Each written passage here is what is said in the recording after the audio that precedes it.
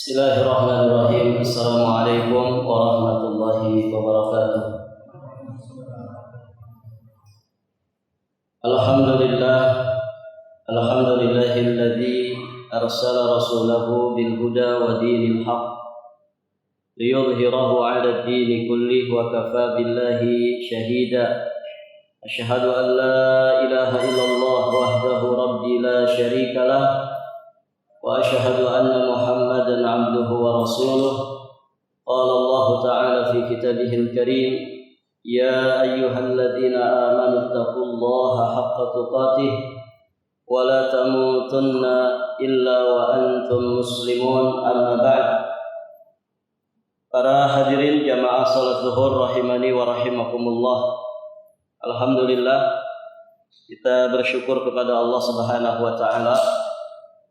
Pada kesempatan ini insyaallah kita akan melanjutkan pelajaran kita tentang faidah-faidah seputar bulan Ramadan.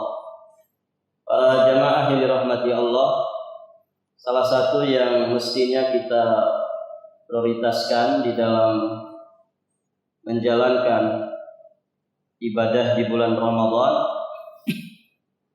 adalah bagaimana kita berusaha semaksimal mungkin untuk bisa mendapatkan apa yang disebut dengan Lailatul Qadar.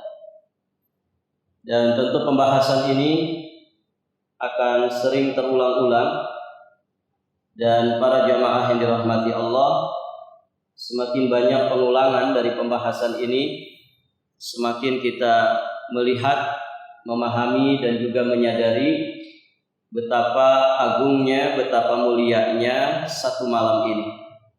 Para jamaah sekalian yang dirahmati Allah, kita akan bahas dulu apa sebenarnya Lailatul Qadar. Ada dua bahasa di situ atau dua kalimat. Yang pertama Lailatun, kemudian yang kedua Al-Qadar. Laila itu artinya malam. Yang disebut dengan malam dalam syariat kita adalah dimulai semenjak terbenamnya matahari sampai datangnya waktu sholat subuh. Ini yang disebut dengan Lailatun. Allah Subhanahu wa taala berfirman, wa atimmus siyama ilal lail, dan sempurnakanlah puasa sampai waktu malam. Al-lail yang dimaksud pada ayat tersebut maksudnya adalah permulaan dari malam.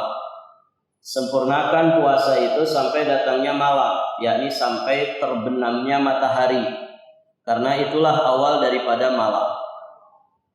Nah, jika kita memahami tentang masalah ini, tentu kita bisa memiliki perhatian bahwa istilah mencari Lailatul Qadar itu mulai setarnya dari maghrib, begitu ya.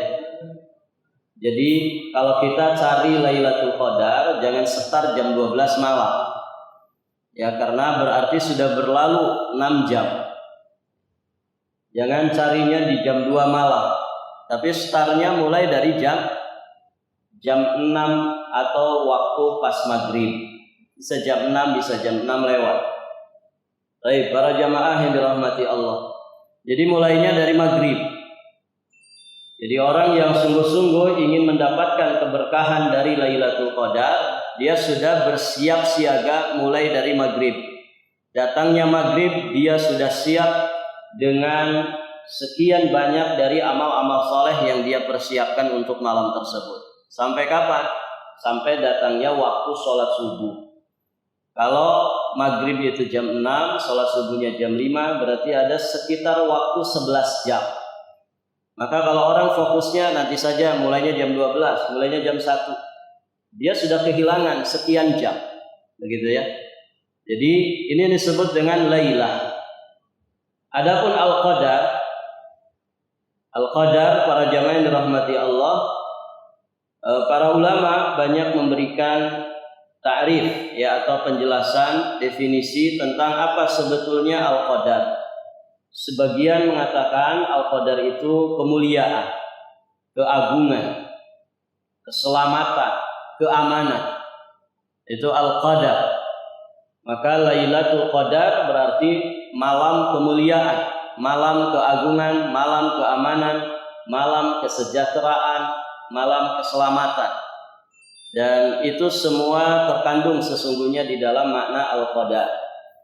Sebagian mengatakan, para jamaah yang dirahmati Allah, al-qadar itu maknanya penuh sesak. Maksudnya apa? Karena di malam itu pahala Allah berlimpah. Di malam itu ya malaikat pada turun. Malam itu penuh sesak dengan para malaikat. Allah berfirman, tanazzalul malaikatu warruh. Pada malam itu malaikat pada turun. Demikian pula ar-ruh, yang dimaksud adalah malaikat Jibril alaihissalam. Jadi semua para malaikat turun. Tanazzalul malaikatu warruhu fiha biidni rabbihim min kulli amr.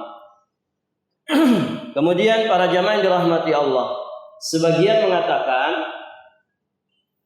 yang disebut dengan al-qadar itu maksudnya adalah takdir, catatan takdir. Karena di malam itu dicatat takdir tentang makhluk Allah Subhanahu wa taala. Di surat Ad-Dukhan ayat yang keempat, Allah Subhanahu wa taala berfirman, "Fiha yufraqu kullu amrin hakim." Pada malam itu dijelaskan segala urusan yang penuh dengan hikmah. Yufraqu kullu amrin. Jadi setiap perkara diperjelas, maksudnya dicatat oleh malaikat berdasarkan perintah dari Allah Subhanahu wa taala. Ya, malaikat diperintah oleh Allah menulis takdir-takdir terkait dengan manusia, tentang rizkinya, ajalnya di tahun tersebut. Maka kita mengenal ya pembagian catatan takdir yang dijelaskan oleh para ulama. Jadi ada 4 model pencatatan takdir. Yang pertama ada yang disebut dengan takdir ajali, takdir azali atau takdir sabik. Ini takdir yang dicatat di Lauhul Mahfuz sebelum Allah Subhanahu wa taala menciptakan langit dan bumi. Seluruh takdir makhluknya tercatat di Lauhul Mahfuz. Ini yang disebut dengan takdir azali, takdir sabik. Kemudian ada jenis yang kedua dari pencatatan takdir. Yang kedua, para jamaah yang dirahmati Allah, apa yang disebut dengan takdir umri. Takdir umri adalah takdir yang Allah catat di saat manusia di rahim ibunya. Ya, tentang 4 hal. Bikatbi rizkihi wa ajalihi wa amalihi wa syaqiyyun aw sa'id. Ya, dicatat takdir tentang manusia ketika di rahim ibunya berkaitan dengan rezekinya, berkaitan dengan ajalnya, berkaitan dengan amalnya, dan juga berkaitan dengan nasibnya nanti di akhirat. Apakah dia celaka ataukah dia bahagia. Nah, ini yang disebut dengan takdir umri. Yang ketiga ada yang disebut dengan takdir sanawi. Takdir sanawi, takdir yang dicatat per tahun. Nah, takdir sanawi ini dicatat oleh Allah Subhanahu, dicatat oleh malaikat berdasarkan perintah Allah Subhanahu wa taala, dan dicatatnya itu di Lailatul Qadar. Berarti setiap bulan Ramadan tepatnya di malam Al-Qadar. Nah, disinilah para jamaah yang dirahmati Allah, Lailatul Al-Qadar ya dikatakan oleh para ulama maknanya adalah malam dicatatnya takdir para makhluknya untuk ya per tahunnya. Baik. Kemudian yang keempat ada yang disebut dengan takdir yaumi. Takdir yang Allah Subhanahu wa taala catat harian ya per hari. Ya, besok misalkan hari Rabu, apa kejadian yang akan terjadi, peristiwa yang akan terjadi, baik secara umum ataupun secara khusus terkait dengan individu tertentu. Ya, catatan harian takdir ini disebut takdir yaumi. Barakallahu fikum para jamaah yang dirahmati Allah. Nah, itu yang dikatakan oleh para ulama tentang makna al-qadar. Intinya para jamaah, makna al-qadar semua mengarah kepada keberkahan, ya, kemuliaan, keselamatan, kesejahteraan, dan pencatatan takdir, ketetapan Allah Subhanahu wa taala.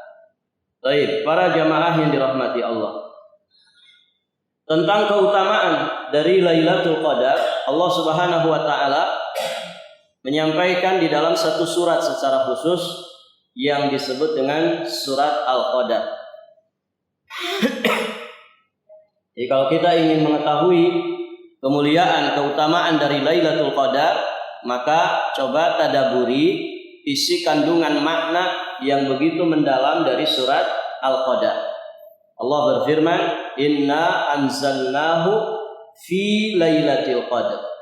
Sesungguhnya kami telah menurunkannya, yakni menurunkan Al-Quranul Karim pada Lailatul Qadar. Ini menunjukkan bahwasanya Ramadan itu bulan diturunkannya Al-Quran. Dan diturunkannya Al-Quran, para jamaah yang dirahmati Allah, sekaligus ya, diturunkan ke Baitul Izzah di langit dunia itu pada Lailatul Qadar. Wa ma adraka ma Lailatul Qadar. Tahukah kamu apa yang disebut dengan Lailatul Qadar itu? Kemudian Allah jelaskan di ayat berikutnya, Lailatul Qadri khairum min alfi syahr. Kalimat wa ma adraka ini kalimat tanya yang sifatnya tegas sekali. Jadi apa yang ditanyakan ini bukan pertanyaan biasa. Wa ma adraka. Dan tahukah kamu apa itu yang dimaksud Al-Qadar? Jadi kalau ada pertanyaan di dalam Al-Quran kemudian menggunakan kalimat wa ma adraka, ini menunjukkan yang ditanyakan itu bukan perkara biasa, tapi perkara yang memiliki kedudukan tersendiri. Wa ma adraka mal qari'ah, begitu kan? Wa ma adraka ma lailat al-qadar. Ini berarti menunjukkan Lailatul Qadar ini perkara besar yang seharusnya menjadi perhatian kaum muslimin. Kemudian Allah tegaskan tentang Lailatul Qadar itu. Lailatul Qadri khairum min alfi syahr. Lailatul Qadar itu lebih baik daripada 1000 bulan. Lebih baik daripada 1000 bulan. Ya, 1000 bulan berarti para jamaah 83 tahun. Ya, lebihnya sekitar 4 bulan. 83 tahun lebih 4 bulan. Ini satu anugerah yang sangat luar biasa yang Allah berikan kepada kita. Pantas kalau Nabi mengatakan, Man hurima khairaha faqad hurim. Siapa yang terhalangi dari kebaikan Lailatul Qadar, sungguh dia telah terhalangi dari kebaikan yang sangat besar sekali. Ya, bayangkan ya para ulama ya kemudian memberikan hitung-hitungan. Kalau kita misalkan di malam yang ternyata bertepatan dengan Lailatul Qadar, infak misalkan 50.000, berarti kita sama saja infak 50.000 itu 83 tahun lebih 4 bulan. Ini kan luar biasa. Tinggal dikalikan saja berapa. Mungkin harta kita nggak sampai segitu semasa kita hidup. Mungkin usia kita ya tidak sepanjang itu, tidak sampai 1000 bulan. Namun para jamaah yang dirahmati Allah, ternyata pahala kita bisa dapatkan senilai itu, sepanjang itu waktunya, hanya dengan memanfaatkan 11 jam tadi, dari maghrib sampai datangnya waktu subuh di bulan Ramadan. Kalau kita di malam itu berhasil dapat 1 juz baca Al-Quran, maka berarti sama dengan kita baca 1 juz 83 tahun lebih 4 bulan. Dan demikian seterusnya. Kalau di waktu 11 jam itu ada 10 macam ibadah yang kita kerjakan, maka 10 macam ibadah ini Masya Allah itu disetarakan dengan 83 tahun lebih 4 bulan, bahkan lebih baik lagi, khairum min alfi syahr. Maka para jamaah yang dirahmati Allah, kalau ada seorang yang mengaku muslim mukmin kok tidak tergiur dengan Lailatul Qadar, ini dipertanyakan imannya. Bagaimana Anda tidak tergiur? Urusan Ramadan itu bukan urusan kita menjalankan ini dan menjalankan itu saja. Bukan urusan hari-hari seperti bulan-bulan yang lainnya. Ada hari-harinya, ada minggu-minggunya, ada jam-jamnya, ada menit-menitnya. Tapi Ramadan ini penentu keselamatan kita, penentu kebahagiaan kita, penentu nasib kita setelah nanti kita mati dari alam dunia ini.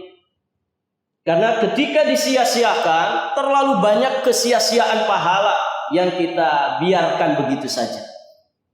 Ini kita baru bicara Lailatul Qadarnya saja, 11 jam tadi. Maka para jamaah yang dirahmati Allah, lihatlah Rasulullah Shallallahu Alaihi Wasallam bagaimana memberikan keteladanan kepada kita untuk memanfaatkan malam-malam di bulan Ramadan. Baik, para jamaah yang dirahmati Allah, Lailatul Qadri khairum min alfi syahr.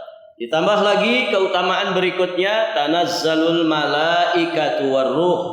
Para malaikat pada turun di malam tersebut. Demikian pula malaikat Jibril. Masya Allah. Dan turunnya malaikat tentu keberkahan bagi umat manusia. Beda kalau yang turun itu adalah syaitan, gitu ya. Kalau yang turun malaikat ini keberkahan ya bagi manusia. Apalagi malaikat Jibril juga ikut turun. Bi'izni rabbihim, semua itu dengan izin Allah Subhanahu wa taala, min kulli amr, ya, untuk mengatur segala urusan. Mengatur segala urusan. Salah satunya tadi ya dicatatnya takdir sanawi, takdir tahunan itu di Lailatul Qadar. Kemudian Allah Subhanahu wa taala melanjutkan malam tersebut, salamun hiya hatta matla'il fajr. Malam itu penuh dengan salam, ya, salam itu salamah, kesejahteraan, keselamatan sampai datangnya fajar, yakni sampai datangnya waktu sholat subuh. Jadi dari surat Al-Qadar tadi jelas sekali beberapa keistimewaan dan keutamaan dari Lailatul Qadar. Pertama, Lailatul Qadar diturunkannya adalah malam diturunkannya Al-Qur'anul Karim. Jadi Al-Qur'an itu ya disebutkan di Atsar Ibnu Abbas diturunkan Allah Subhanahu wa taala secara global dari Lauhul Mahfuz menuju ke Baitul Izzah di langit dunia. Itu terjadi di Lailatul Qadar. Kemudian dari Baitul Izzah diturunkan kepada Rasulullah Shallallahu Alaihi Wasallam secara berangsur-angsur sesuai dengan kejadian dan juga kebutuhan, sesuai dengan peristiwa masing-masing dan juga kebutuhannya. Itu diturunkan selama 23 tahun berangsur-angsur. Makanya kita mengenal ada surat-surat Makkiyah, ya, 13 tahun Nabi Shallallahu Alaihi Wasallam di Mekah. Kemudian ada surat-surat Madaniyah, ya, 10 tahun Nabi Shallallahu Alaihi Wasallam ada di Madinah. Totalnya 23 tahun. Al-Quran diturunkan secara berangsur-angsur. Dan tentu ini untuk mengokohkan Rasulullah Shallallahu Alaihi Wasallam. Kemudian akan lebih mengena kepada hati para sahabat ketika itu, untuk kemudian bisa dihafalkan di dalam hati mereka, bisa diambil ibrah pelajarannya, untuk kemudian secara estafet disampaikan kepada para tabi'in, atba'ut tabi'in, sampai kepada kita semua saat ini, dan juga sampai nanti datangnya kiamat.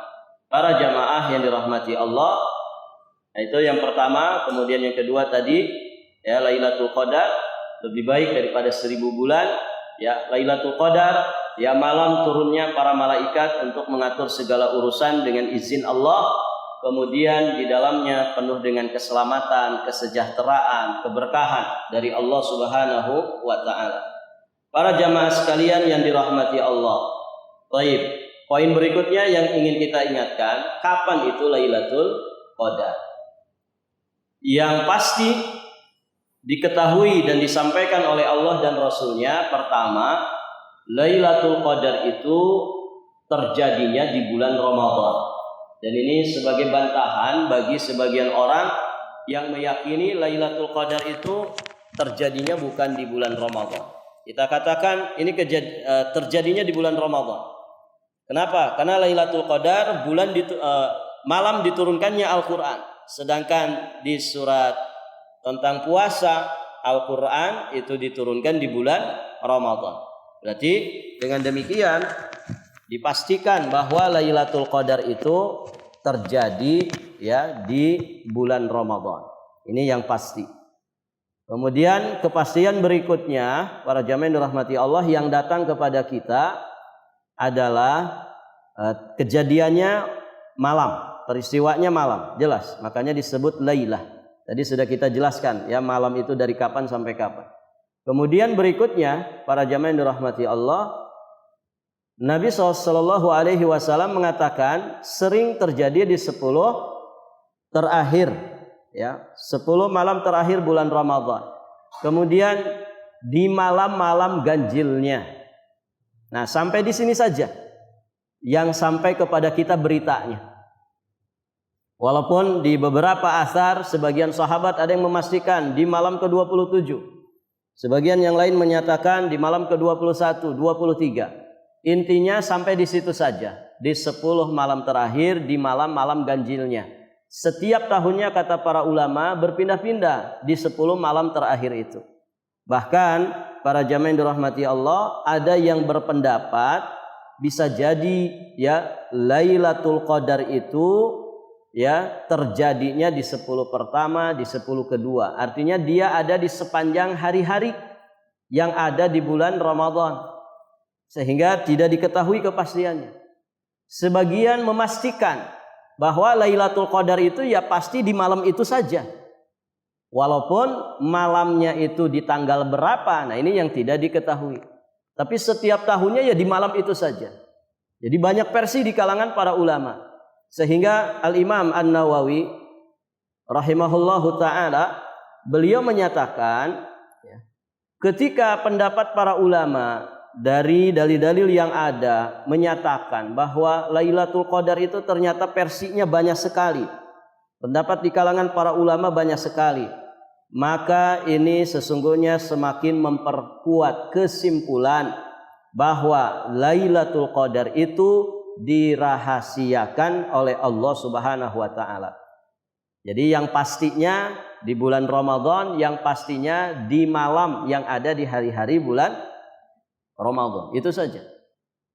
Dan tentu ketika digaibkan seperti ini, para jamaah yang dirahmati Allah, ketika Lailatul Qadar digaibkan, ini tentu menjadi ujian bagi kita semua. Ujian apa, Pak? Ujian siapa di antara kita yang semangat mencarinya, siapa yang tidak semangat, kan begitu. Jadi ujian, Allah menguji kita semua ketika merahasiakan Lailatul Qadar. Gitu ya. Barakallahu fikum. Namun ya tentu di 10 terakhir Ramadan ini peluangnya sangat besar, terutama di malam-malam ganjilnya. Dari hadis-hadis yang ada jelas sekali ya, Ibunda Aisyah ya, beliau menjelaskan tentang kondisi Nabi di 10 terakhir Ramadan. Beliau bersungguh-sungguh di 10 malam terakhir Ramadan melebihi kesungguhan beliau di malam-malam sebelumnya.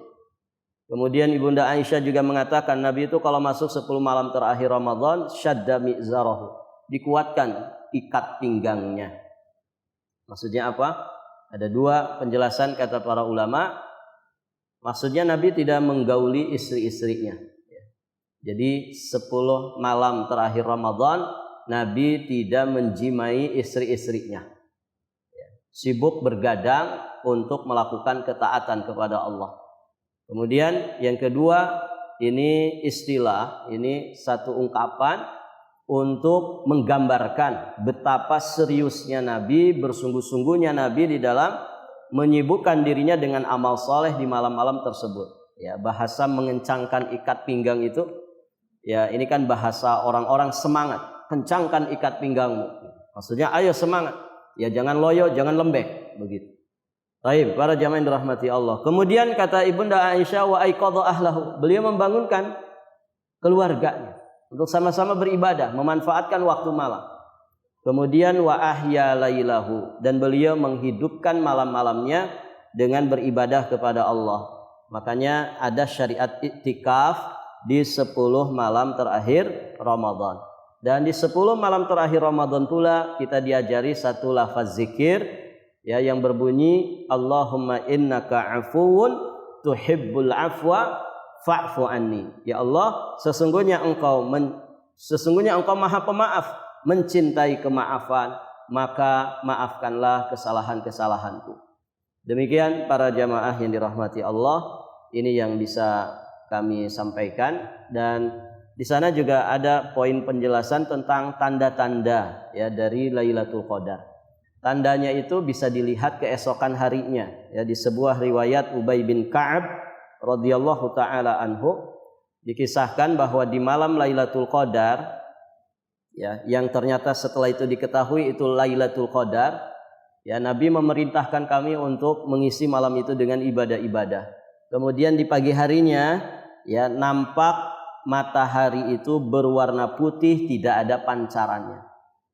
Jadi matahari itu warnanya putih, kelihatan buletannya putih tanpa menyorotkan sinar. Nah, itu salah satu di antara tandanya. Dan tentu para jamaah, ini sekedar penguat saja, ya, bukan berarti kita sibuk cari tanda-tandanya. Bahkan sebagian orang saking semangatnya mencari tanda-tanda itu, apa yang sesungguhnya bukan tanda-tanda dianggap sebagai tanda-tanda, begitu ya. Katanya di Lailatul Qadar itu air laut jadi tawar. Ayo kemudian nyicipin air laut gitu ya, tiap malam. Nah, ini kan nggak ada kerjaan gitu. Bukan itu maksudnya. Ya, setiap orang pasti akan mengalami. Orang yang panjang usianya, Pak, pasti dia akan mengalami, melewati yang namanya malam Al-Qadar ini, Lailatul Qadar ini. Nah, yang dimaksud mencari Lailatul Qadar itu maksudnya apa? Memanfaatkan malam itu dengan sebaik-baik. Bukan cari-cari tanda, ya. Tapi memanfaatkan, menyibukkan jiwa raga kita dengan ibadah di malam tersebut. Demikian para jamaah yang dirahmati Allah. Allahu a'lam bis-shawab. Sampai di sini semoga berfaedah. Kita cukupkan dan kita tutup dengan doa kafaratul majlis. Subhanakallahumma bihamdik asyhadu an la ilaha illa anta astaghfiruka wa atubu ilaik. Assalamualaikum warahmatullahi wabarakatuh.